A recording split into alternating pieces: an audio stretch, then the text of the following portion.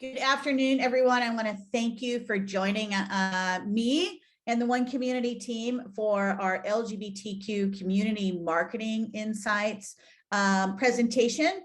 As a reminder, I know we said this in the invitation about the Unity Summit, but we will be sending a copy of this presentation to everyone that attends today's discussion.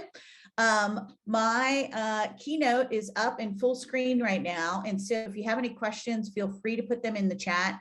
And Janine, our community engagement director, will actually text any questions to me, because once I'm in full screen, I'm not able to get to the Q&A. So bear with me if you have questions. Give me just a moment to answer you. So I'm going to go ahead and get started. Before I get into the presentation, I want to talk a little bit about the Community Marketing Insights Survey. This is a national survey that takes place every year throughout the United States of America. It is the largest LGBTQ inclusive survey in the nation. One Community is every year is a community partner on the survey, and we have so many respondents from One Community's outreach and throughout the state of Arizona that the community marketing folks give us the Arizona specific and One Community specific data. So the data that I'm about to share is absolutely all about the great state of Arizona and Arizona's LGBTQ community. So here we go. And of course, to get started, we need to start with the demographics of our respondents this year. So this is a pretty interesting slide here. We'll see that almost half of our respondents were 55 plus. Our LGBTQ community in Arizona is aging, and then about 53% of our respondents were under the age of 50. We're talking about mainly younger Gen Xers. Obviously a really strong showing from our LGBTQ millennial generation, and a surprisingly strong showing from Gen Z too. These are our college and young adult students, and it was great to see younger people participating in the survey. So on the question of race, people could answer more than one in more than one way, but the Arizona LGBTQ inclusive respondents answered in the following way. About 3/4 of our respondents to the survey identified as being white. About 15% of our respondents were Hispanic or Latino or Latina. Close to 15% of our respondents identified as mixed race. Little over 4% of the respondents to the survey identified as Black or African American, and just over 2% of folks identified as Asian or Asian American. When we asked our survey respondents their sexual orientation, their opportunity to answer with multiple answers was given again. We saw about 40% of our respondents identify as lesbian or as a gay woman. Not quite 50% of our respondents identified as a gay man, and a little over 15%, actually 16.1% of our Arizona respondents identified as bisexual. This is where the sexual orientation question gets more interesting. But remember that people could have multiple answers. Of our respondents, close to 15% identified as queer. That percentage and seeing yourself as a person who identifies as queer is absolutely something that is more embraced by our younger generations than Gen X and boomers and the silent generation. Another thing that's really interesting in the sexual orientation question is that close to 25% of our respondents identified as other. They could be pansexual, asexual, but literally 1/4 of our respondents, when the question was sexual orientation, identified as other. And then our allies came into the survey as well. A little over 5% of our Arizona respondents were allies to our LGBTQ community. When the question of gender identity then came up, we saw 38% of our respondents identify as women. A little over half of our respondents identify as men. not quite 4% of our respondents identified as a trans woman. Little over 3% of our respondents identified as a trans man. You'll see that in total, our survey respondents, we had 6.5% of our respondents identify as transgender, which I think is awesome. It's really good to see numbers of the size and breadth of our transgender community here in Arizona. Again, you could have multiple answers to the gender identity question. We saw that a quarter of our respondents also identified as cisgender. You'll see when a person could identify as male or female, they could also identify if they were cisgender as well. And then very interesting again, 30% of our respondents identified as other, non-binary, agender. So we see an evolution in sexual orientation and in gender identity when it comes to terminology and how folks are really comfortable identifying as themselves, which is pretty cool. I think I'm stuck. There we go. Okay. Of our survey respondents, we saw that 11.6% of our respondents also are people living with a disability. This is really important. I think so many times people that have disabilities in our LGBTQ community and just in the broader community seem to get lost. And it's really important that we are always having conversations that are inclusive of people that are living with disabilities. And then this slide is not too surprising. Not quite, but close to 3/4 of our Arizona respondents live in an urban environment. We have a really high percentage of LGBTQ Arizonans in our major metropolises, in particular in Phoenix and Tucson. When we get to a small city or suburban environment, more into the suburbs, we pick up another 20% of our respondents. And you know, at One Community, we like to say that the LGBTQ community is everywhere. Our third percentage is 6.4% of our LGBTQ respondents in the state of Arizona live in a small town or rural environment, proving yet again that LGBTQ people are absolutely in every city and every town in this great state and in our great nation. So this is a really interesting slide. You'll hear us talk a lot about the attraction and retention of top talent, and that we want the best and brightest in the great state of Arizona. And if you want the best and brightest from a business perspective, it really does pay to be LGBTQ inclusive. You'll see that almost 35% of our respondents have a bachelor's degree, and then nearly another 40% have earned a master's degree or higher. So you're seeing a highly educated LGBTQ population in the state, which I think is really important. If I'm a recruiter, the importance of really diverse and inclusive recruitment to ensure that we're bringing in top talent. And then again, from an employer standpoint, ensuring that you're creating a welcoming, inclusive environment where everyone has a true sense of belonging is really important. Because if you want the best and brightest, you need to be inclusive of the LGBTQ community. And so I think that this slide really demonstrates that. Growing public acceptance. At One Community, we've always believed that to know us is to love us. I like to say that our LGBTQ community is just as boring as everyone else. And guess what? Close to 40% of us in the great state of Arizona are also now legally married. My wife, Sherry, and I got married in 2008 in the state of California. We went to a neighboring state because California at the time did have marriage inclusivity when we got married in October of 2008. Unfortunately, November of 2008, the state of California's marriage equality repeal happened. So we were lucky that we had our legal document, our marriage certificate, but it did not at that time have the same rights and protections as our heterosexual counterparts. Came back here to the great state of Arizona, and while we had a legal marriage certificate, again, it didn't provide the protections, the 1,138 protections that come when you're legally married throughout our nation. In October of 2014, we did start gaining some of those rights and protections when the great state of Arizona became the 13th state in the nation to welcome marriage equality. That actually happened on the day of our Spotlight on Success Local Heroes Awards.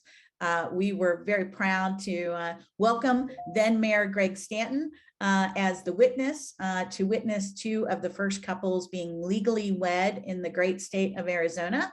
And then, of course, a year later, in July of 2015, marriage equality rang throughout the United States of America. And with all that being said, close to 40% of LGBTQ Arizonans are now legally married. And what's really cool for Sherry and I is we had this piece of paper, this marriage certificate that didn't have any legal standing in 2008. It started to gain some legal merit in 2014 when marriage equality came to the state of Arizona. And then in 2015, our piece of paper now had the power of the 1,138 rights and protections that literally come with marriage. So it's pretty interesting how our little piece of paper changed throughout the years as public policy and more acceptance came to our LGBTQ community. And speaking of growing public acceptance, 72% of our married respondents have been married for at least 5 years. So again, if you go back to that first slide and you look at our demographics, you see about half of our respondents were 50 plus. You're seeing 40% of us being married. And of those of us that are married, 3/4 or nearly 3/4 of us have been married for a long time, for almost as long as marriage protections have been in place in our nation. So I think that's good. And if you're not married, the rest of our respondents are in a romantic relationship. So 2/3 of our respondents are either married or in a romantic relationship, really proving that family is so important to members of our LGBTQ community, and that familial acceptance within our workplaces and within our great state is so important to us as well. And not surprisingly, we have growing families, right? Almost 1/3 of our respondents have children, or in some cases have grandchildren. And so we have growing, burgeoning, beautiful families. And I'm so glad to see surveys like this that talk about the depth and breadth of our families as well. And then this is a really interesting slide. You'll see that almost 50% of our respondents believe that Arizona is an LGBTQ friendly state. And I think that that percentage is directly in line with the public policy in the great state of Arizona. In 2021, we had a really prolific growth in LGBTQ inclusive ordinances throughout our state. The city of Mesa, Scottsdale, Glendale, and Tucson all adopted LGBTQ inclusive ordinances. Those ordinances added protections to 1 million more Arizonans. And now in about 50% of our state, based on population, we have LGBTQ inclusive policy in place in employment, in housing, and public accommodations. So 50% of our state is LGBTQ inclusive when it comes to policy, and about 50% of LGBTQ Arizonans believe that Arizona is an LGBTQ friendly state. That is no accident in any way, shape, or form.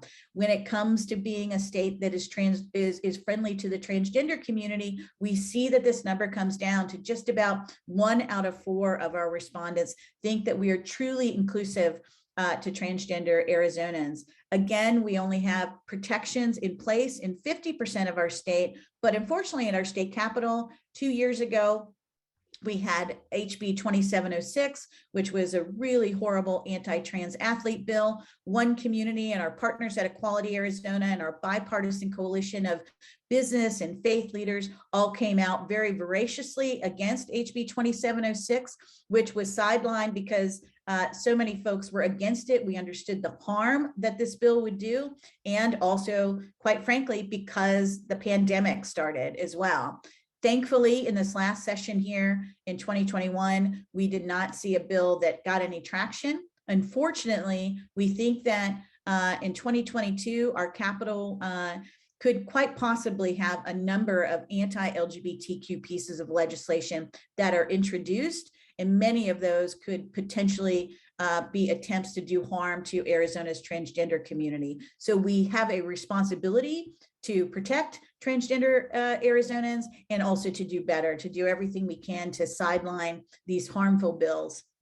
Because if we are harming anyone in the great state of Arizona, we are truly harming all Arizonans. And back to growing public acceptance. I love this number. 96.7% of respondents feel pride in being part of the LGBTQ community. So we know who we are and we love who we are. And that is just an awesome number. It's really fantastic.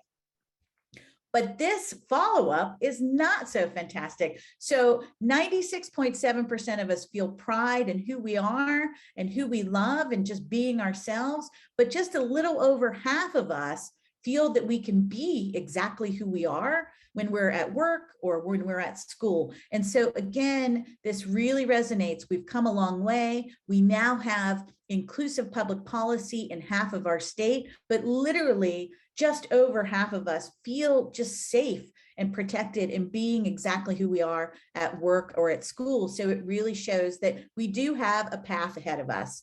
We've done good work. We need to learn from the lessons that have got us here, and we clearly have more work to do. Financial security. Everybody wants to know that they can provide for themselves, their families, and if you're 32% of the folks that took this survey, that means your children and grandchildren as well, right? So pretty good graph here. 40% of our respondents have a household income of 100,000 or more. That's a good, healthy financial picture for our LGBTQ, or 40% of LGBTQ Arizonans. And we see not quite 33% of our respondents are in that 50K to 99K category. So we're looking at about 72%, if you will, 73% of LGBTQ Arizonans that look like they are in a position to really provide for themselves and their families. But the concerning part, without a doubt, is the 10% of our respondents that are making less than $25,000 a year. These people, could be, going through food insecurity, having issues with homelessness. And this 16.9% is that are in that 25K to 49,000 a year are also very vulnerable, right? You don't know what the size of the family is. And so in particular, in a time of inflation, money is not going as far as it used to. So we really do need to do a better job, I would say, for about a quarter of our LGBTQ community in making sure that folks are really in a financially secure position.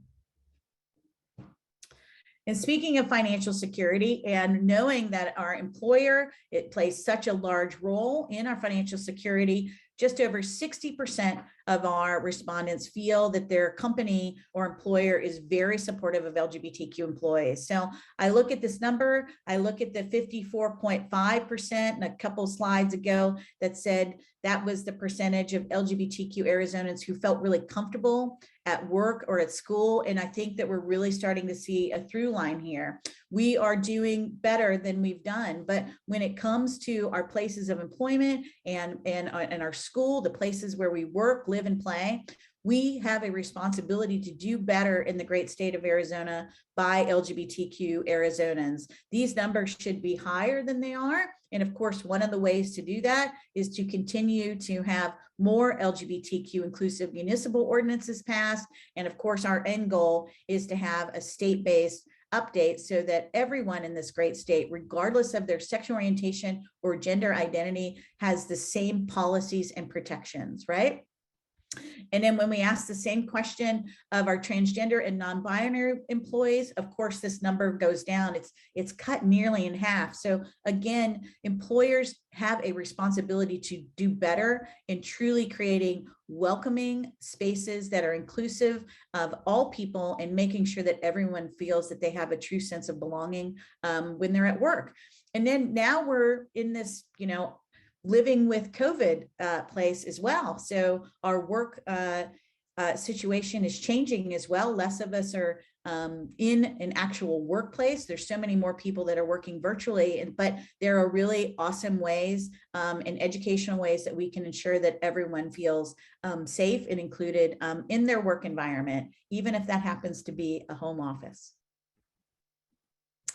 Still on financial security, 57% of our respondents are employed by someone, whether it's a company, a small business, a nonprofit, or government or private sector employee, right? And then 5% of our respondents are unemployed. That leaves about 35% of folks who are likely small business owners or entrepreneurs. And so I think it would be really great to do a survey in the state of Arizona and really throughout our nation and drill down and actually find out how many LGBTQ owned businesses we have and how many LGBTQ run businesses and organizations there are in our great state and in our nation. Because if the number that's not in here, that 35% really is, attributed to small business owners and to organizations like One Community, I think that that's a really, really compelling story. And it's one that hasn't really been told. So we'd love to tell that story. Community health and the impact of COVID-19. The pandemic has harmed all of our minority communities, and we've lost over 800,000 Americans due to COVID-19. It is not surprising, I'm sure, when we ask the LGBTQ community what their top concerns are, that number one, we see depression, anxiety, or mental health issues are really weighing heavy on our LGBTQ community.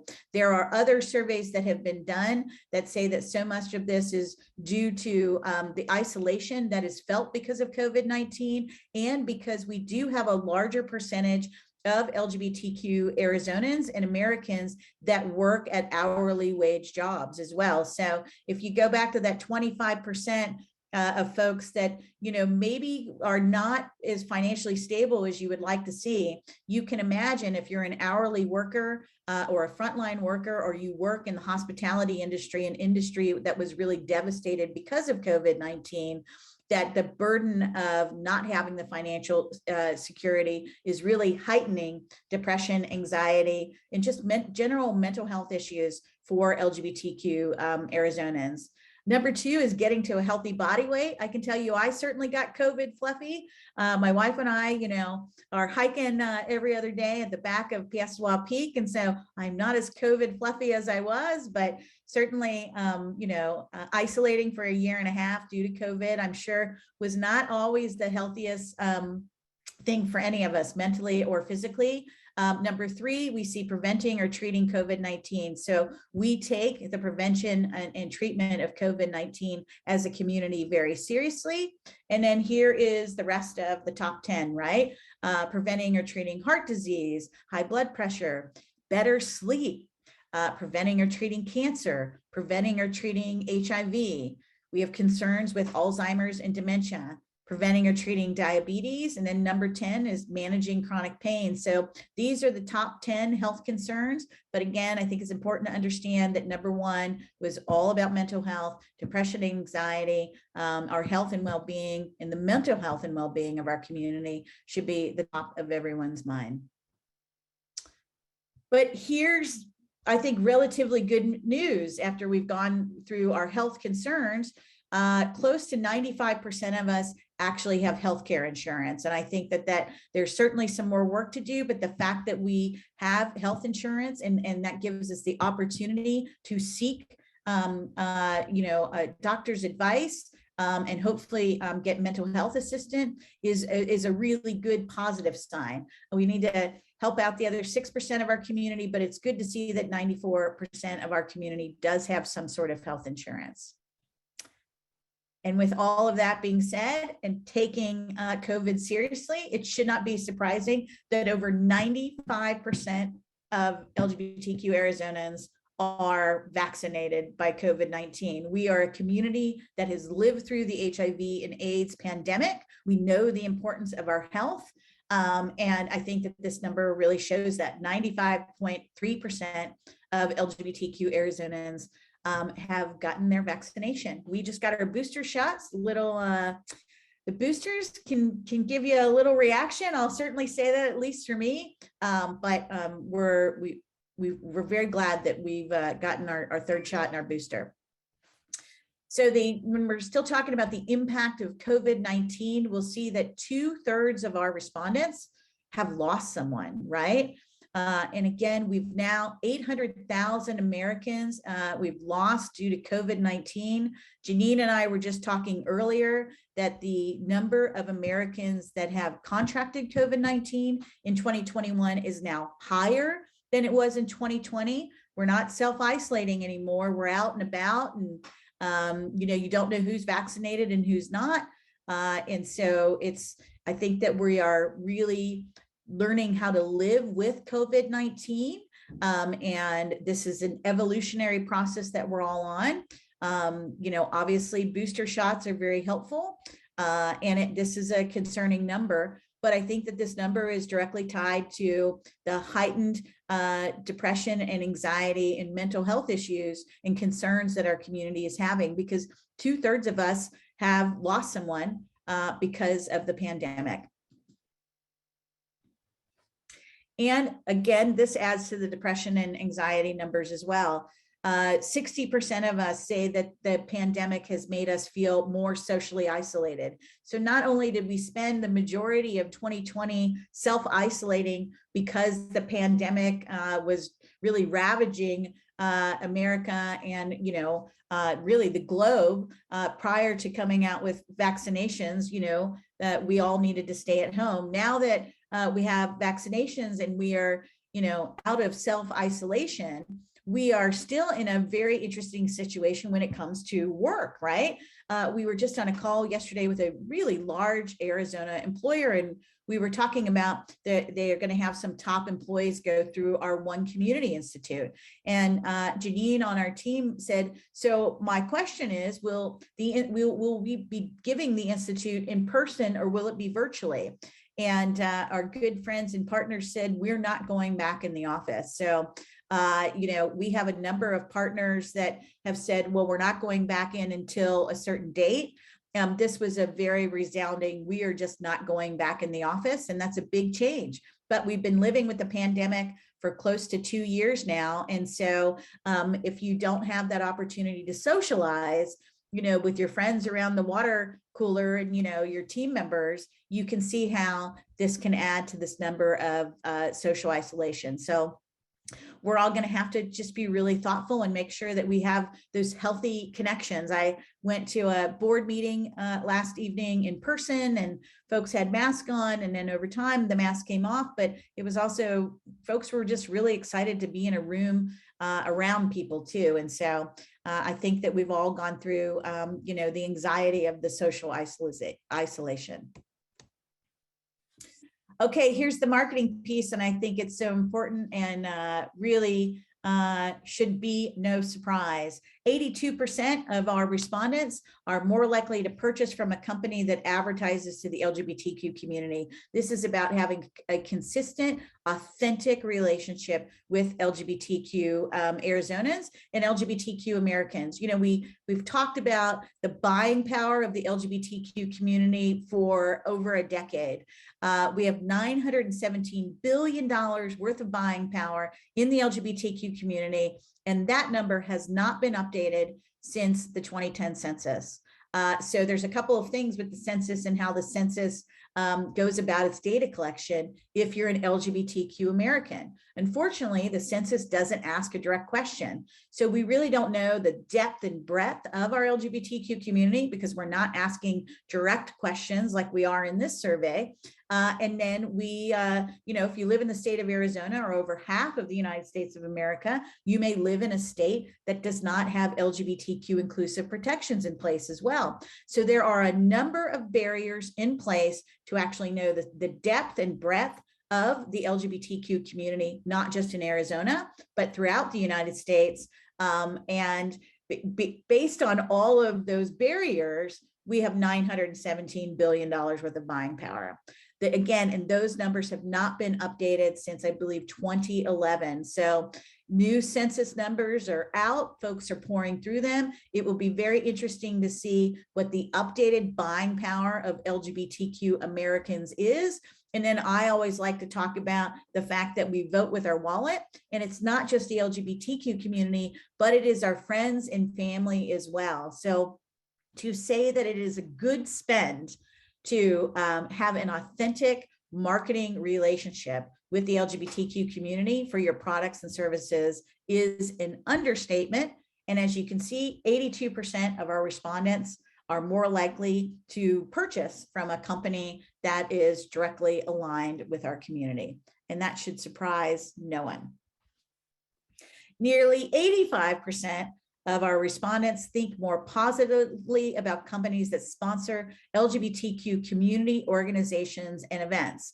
Obviously, we are so grateful for our sponsors and our partners at One Community. We couldn't do the great work we're doing without our One Community business members, and our memberships are available for companies and organizations of all sizes. Literally, if you're not a One Community business member, I think you should think about it. Our memberships for small businesses are just $75 a year, $60 a year if you're a small nonprofit, and they go up based on the size of your organization. But those membership dollars are what One Community relies on to help fuel our actionable advocacy work, right? And of course, when you're thinking about aligning with the LGBTQ community and organizations, you should absolutely think about One Community, but we should not be the only organization you should be thinking about having a financial partnership with. You should look to our friends at Equality Arizona, the great work that's being done by our friends at 1 in 10, Phoenix Pride, and the festivals that Pride puts on. And then of course, Aunt Rita's and Southwest Center, all of whom have LGBTQ inclusive programming in ways that you can directly connect.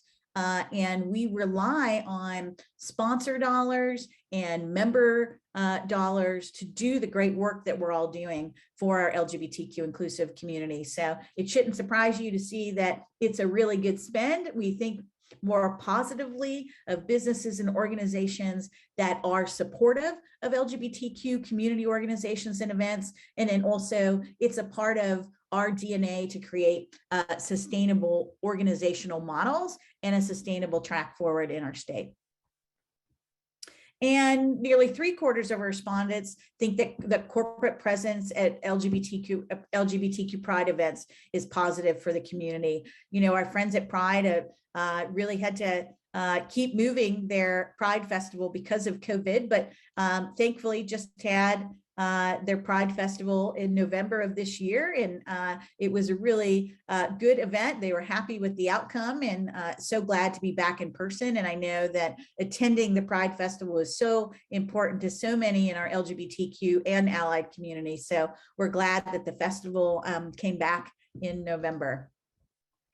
And then terminology attitudes. Of course, the acronym for the LGBTQ community is ever evolving. This is from a marketing standpoint, and then just from a cultural competency standpoint, I think that these following slides are really important. So you see about 65% of our respondents have a positive response to the acronym LGBT. That percentage goes up slightly when we have a more inclusive acronym of LGBTQ. This is the highest positive response of all of the terminology. If we go LGBT plus, the positive response comes down. When we add in additional letters, the response goes down. And I think in large part, it's because people don't understand what I and A and plus mean. And then you see that the LGBTQIA plus and queer are pretty much directly in line. These terminologies are more frequently used by members of the millennial and Gen Z generations. And so some of this is competency and just really about your cultural experiences, just based on how long you've been on this earth. Again, I go to being a member of the Gen X generation, our nation's smallest generation. And when I was younger, the word queer was not a positive terminology in any way, shape, or form. And so it really does depend, I think, on your life experiences, on how you feel about this terminology. When it comes to cultural terminology, we see that about 52% of our respondents felt really good about Latino or Latina community. When it comes to Latinx, this is a newer terminology that, again, has not been around as long and has been more used by our younger generations. That percentage goes down. I think that that's just a familiarity piece. And then we see that the most positive terminology is Hispanic for the Hispanic community. So this is ever evolving. I think these are it's really important to have a conversation about culture and language, and that we all really listen and understand that terminology is changing and that we're open to those changes, right? And more attitudes towards terminology, really high index with the terminology of the Black community. We come in at about 70%. The terminology of African-American community does not have the same positive attitude. People of color is up about 62%.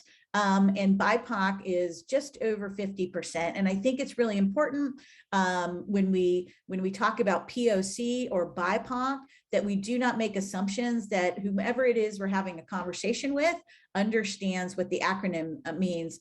You know, at One Community, whenever we do the One Community Institute, our first section is LGBTQ 101 and 201. We never want to assume that anyone already knows what the terminology of LGBTQ means. And I think it's really important that we level set and not make assumptions that people understand what all the acronyms mean. So it's really good to have those, just I think, really thoughtful, safe conversations. And that's, I think, how we teach people what acronyms mean and how to use them.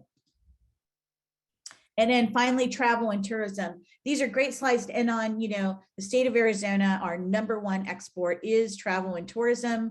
LGBTQ Arizonans and Americans, some stereotypes are true, I like to say. We do travel more than our heterosexual counterparts. How much in the midst of the pandemic? Well, let's take a look.